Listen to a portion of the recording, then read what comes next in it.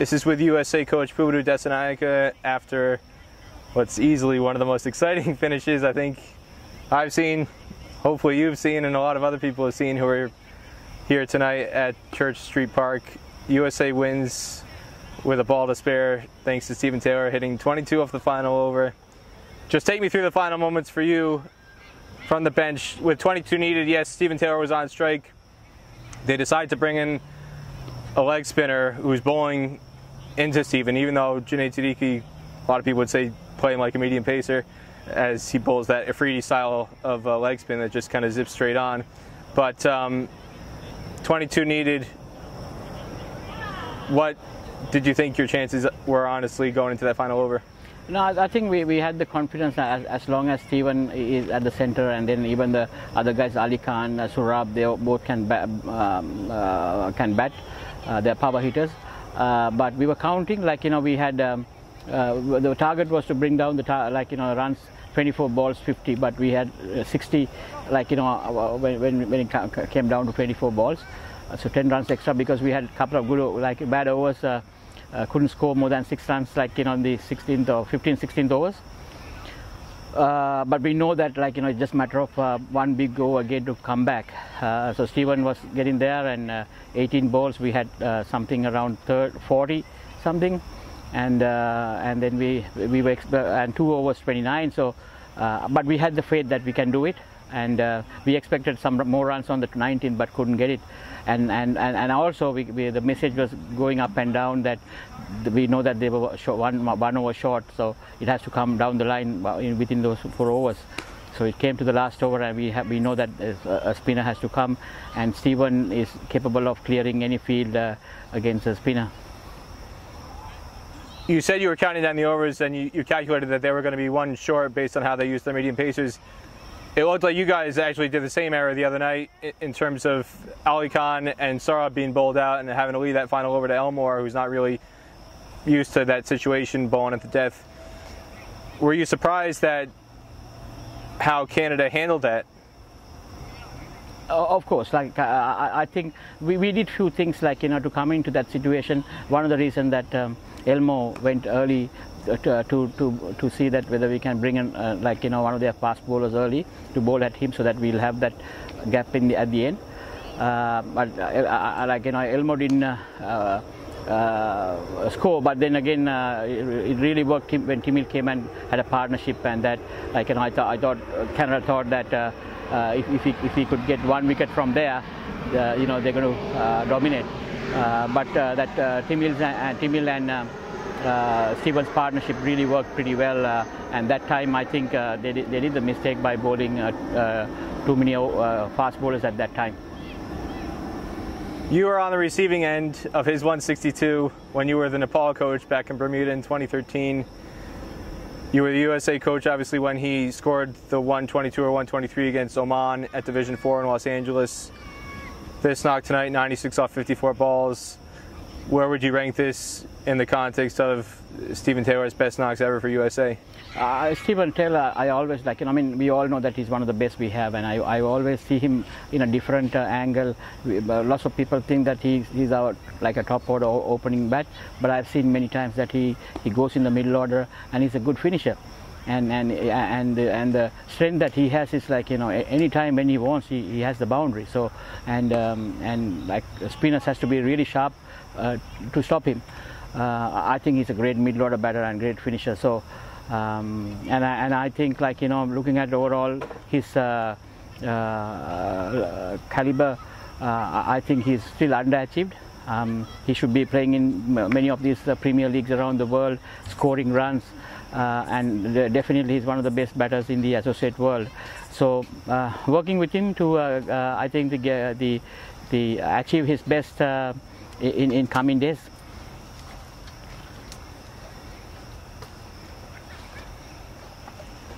Stephen Taylor obviously was the biggest plus point for tonight. On the whole, though, I did not feel, and there was quite a lot of feedback during the match, that there was a lot of question marks, a lot of holes in this performance tonight, and frankly over the past several matches. Biggest question mark I've had, and I keep getting feedback from this while the match is ongoing, Timil Patel. Timil Patel only bowled 1 over against Canada the other night. Captain Ibrahim Khalil came on here and said we didn't use him because he bowls too slowly through the air. He doesn't suit that style of bowling versus Canada's hitters. You didn't bowl him for more than 1 over again tonight. I was shocked that he was in the 11 first of all, because I thought it was a great opportunity to give Usman Ashraf a chance to get exposed against a higher standard of competition, to see if he really is ready enough to go to Division III in Oman. You picked Timil instead, and then you only bowl him 1 over. What's happening there? I'll start from actually from the bottom of the questions, where I mean, Usman is a great bowler, and we are looking really forward with him in the coming days. If he gets it right, he can be one of the top wicket taking bowlers for the future for USA. And how I see it, I'm a bit worried that this whole team is not picked for this T20. If you ask me, honestly, it's for all these games are preparation for the Division III. And I want to make sure that I don't really put under pressure Usman. And there's a big tournament coming up in West Indies. We're going to play about 8 to 10 50-over games, and I would like him to get exposed there, where even if you bowl 1 or 2 overs, he can come back in a 10-over spell. In these conditions, whenever there's opportunity, we give him to play, but I'm a bit worried that I still don't want to expose him against the top batters. That's one reason that we are keeping him under the wing, without exposing. The other hand, Timil is our most experienced bowler, and this is also again, like I said, it's all about 50-over cricket, and we want him to get better. Timil need to step up really for the T20 version.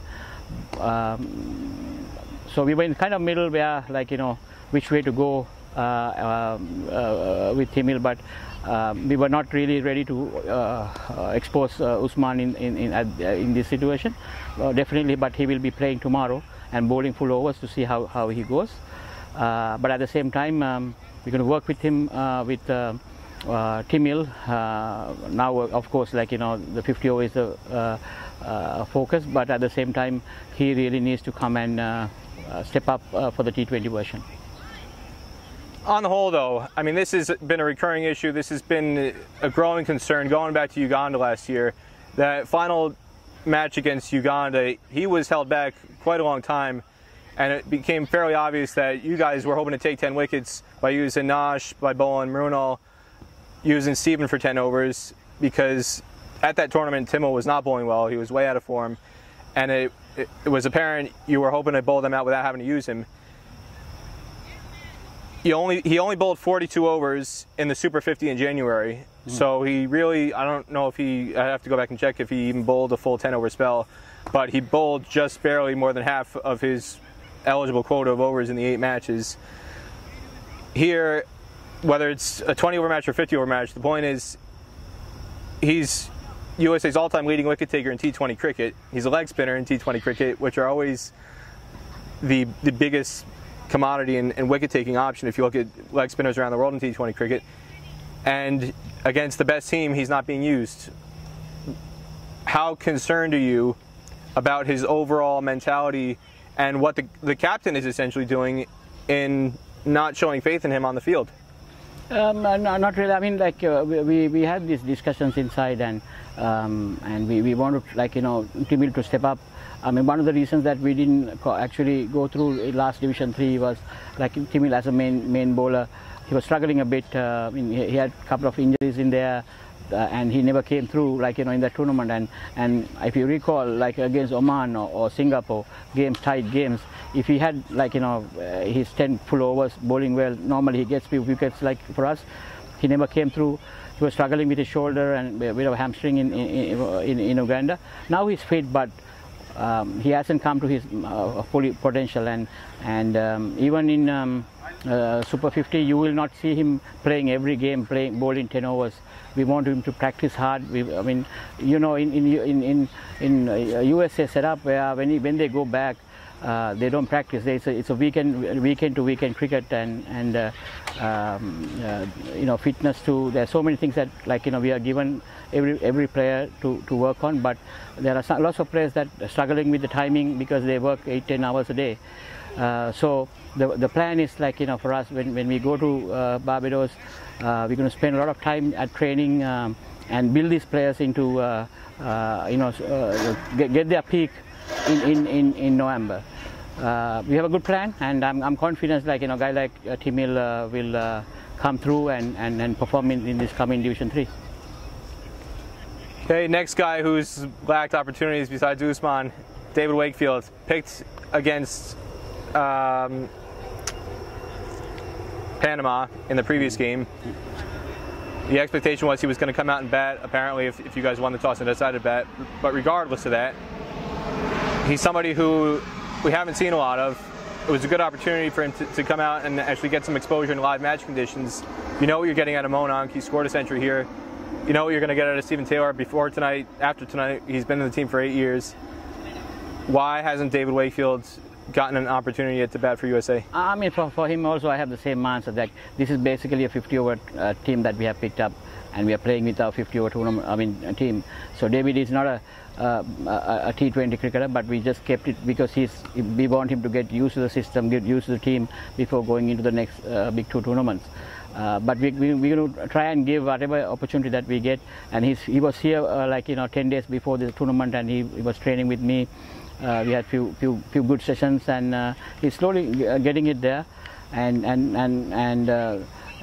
This team, when you take, like, you know, 14 squad, everyone is picked for a reason. Like, I think what David brings into the team is, like, you know, that work ethics, the effort, like, you know, every time whenever he's on the field.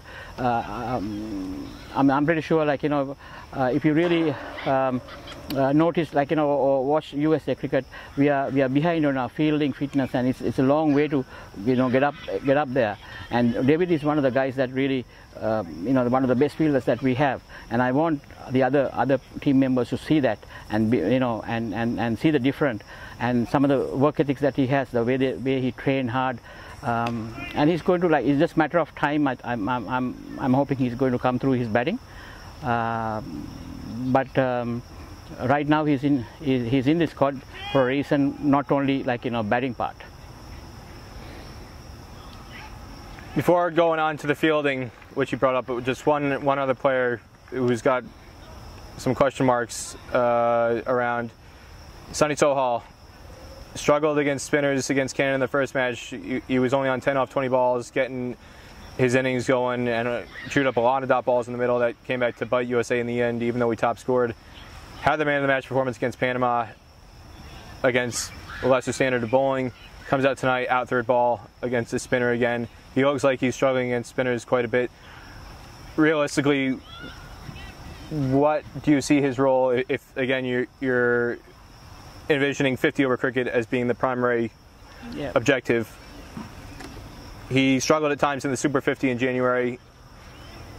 What is his role going to be going forward, and do you see him as a player who has confidence right now, or does he still have a lot of work to do? No, I'm like, you know, the overall, I'm even though we won today, it's good to have a win, but overall I'm kind of worried that I really need to work hard with these boys, like for us to get this middle order right. Since the last 1 year, maybe even longer than that, like our batting is still not clicking. I mean, somebody has to come and do extra for us to get through, you know, games. So that's not really the way we are looking for. If you are looking to become one of the top associate countries, our top 7 needs to, you know, be consistent and put in that, like, you know, runs on the board all the time.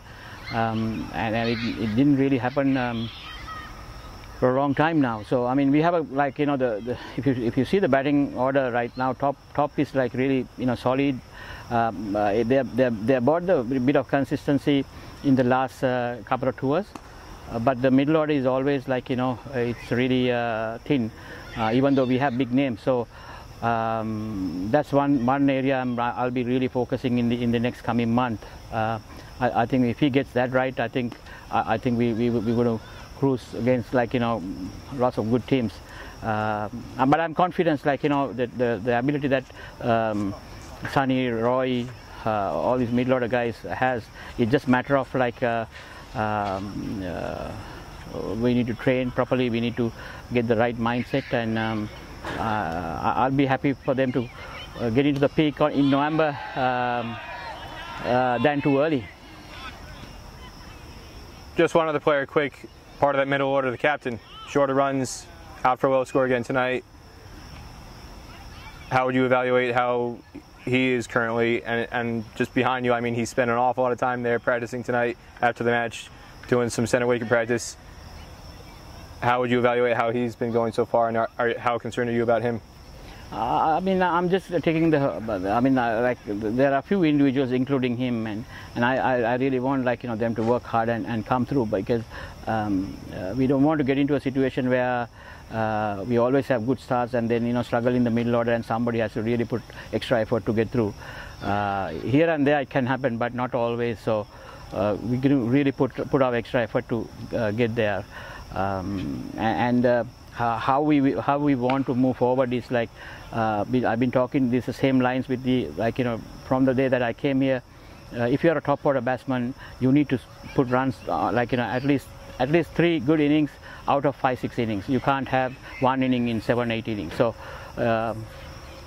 it's going to be same for everyone. It's if you can't produce, we have good depth in the setup, and but this group has the opportunity to prove, and I'm confident that they will come through. But I'm going to be hard on everything. I mean, I think that's one area that I'm really looking forward to improve.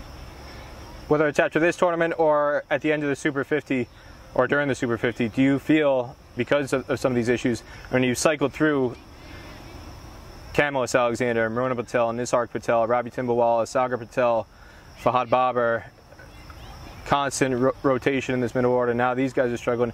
Do you feel, are you committed no matter what, these guys have to find form, or that's it, you're sticking with them no matter what? Or is there time, if for whatever reason things don't go right in the Caribbean, that you may have to look at making some changes before Division 3? No, I mean, the last thing that I want is to pick up somebody from brand new to the Division 3. So whoever we think that have a good run, who can give a good run into the Division 3 team, they need to be in Barbados. So we will have 1 or 2 extra batters in the lineup to select our best 7. So that's the plan. And but having said that, I still have lots of confidence in these guys who are already here. And the best scenario for USA cricket is if they come through in Barbados and set the batting lineup and set the standard. And that's the best way to go into the Division 3. But if not, then we're going to have backup plans in Barbados. Quick, the fielding. This is something I went over with Captain Khalil the other night. You had 6 missed chances the other night in the catching and run-out department, and a lot of sloppy misfields along the ground. The energy in the field seemed pretty lifeless against Panama. Same thing tonight on the feedback, whether it's me watching the ground, other people watching the ground, or people giving feedback for the commentary stream, watching the live stream. It seemed universal. Everybody thought the energy in the field was poor. They looked lifeless. They just looked bland. And it led to a bunch of misfields on the ground, 4 missed chances on the whole again tonight. And again, like the middle order, this is a recurring issue going back to with or without Trevor Penny on the Uganda tour. That doesn't seem to matter, no matter how much help, reinforcements, no matter how many hours you spend personally working as a fielding expert yourself, having been a wicketkeeper. The issue keeps coming up. What is going on, and what can be done to fix it? No, I'm like, I'm as every fan may be disappointed today, like, to see a bit of our, like, fielding. I'm also disappointed, like, we need to get better, and totally the game, like, I mean, Steven Taylor has to do extra today to, cover that, the 20-25 extra runs that we gave on the field, and you can't keep doing that. It's we have done a lot of work with these boys for fielding, but fielding is something that it comes with, like, your attitude and like, your personal pride, like, when as a national player, when you cross that bound line, you have to have that pride, that, like, and challenge the opposition, like, not only from batting and bowling. The fielding is one of the easy things. But the culture that we had from the past also is really contributing to that bit of laziness on the field. But I have to admit that we are much better than a year ago. But I think we are not even close to where we want to be. But I'm going to work with them, like, push them until we get it right. On that energy in the field, though, I mean, the captain is the wicketkeeper. The wicketkeeper in general is supposed to be the tone setter in terms of the energy in the field. And in the USA team, he's the captain. And he doesn't seem to be somebody who's quite vocal. There's not a lot of noise in the fields. Just the body language looks poor. Is that his responsibility? Or is that somebody else amongst the senior group or somebody else in the field that you feel should be taking on a role to make sure everybody is engaged, high energy, presenting that body language and just that attitude, that mentality, like you said, to ensure that there's not this lethargy slipping into the fielding? No, I mean, like we have fielding team leaders. We have three leaders who's responsible. Like, since that the wicketkeeper is the captain and he has to focus on other things. We have nominated 3 guys who has to keep that energy going. But when we started, like, very sloppy at the beginning, and it really, like, that thing went through to the whole team. But I mean, having said that, there are some good fielding efforts as well, some good catches. Like, it's kind of on and off. Things are happening, and I don't think that, like, we are behind on training when it comes to the fielding. And it's all about, like, the attitude. I really looking forward to improve that, and it's not a hard thing to improve. When it comes to that level where the attitude is the one is missing, I mean, you basically you can really turn around in a day if you really push as a group. And in a way that I'm kind of happy that all these things are happening now, and not in Oman. What is it going to take to make this team promotion caliber for Oman? I think we are on the right move. I'm very confident that it's just about, like, some of the things that I'm really, like, looking forward would be when the things are not going well, and then when in tough situations, I would like to see characters who step up and get the team out of it. And when we are in good situations, like, we are looking to really capitalize and stay in that position for a longer period. It's all about individual responsibility, and all these guys are capable, but I still feel that it's lack of cricket in this level for this group. And when you talk about Sunny, Roy, Jaskaran, like they played a lot of cricket, but not this level. So I think that's how I feel that this Super 50 is going to help us, and if you keep playing that quality cricket, these guys are not that far behind. It's just a matter of keep doing the right thing, and suddenly you will see everybody in the same path. Anything else you want to say about tonight's performance? No, it's great. Like, I think I'm like, I want to congratulate Canada also. Like, I think they played. It surprised me how they played. Actually, they played decent cricket, and I see Canada also as an improved team.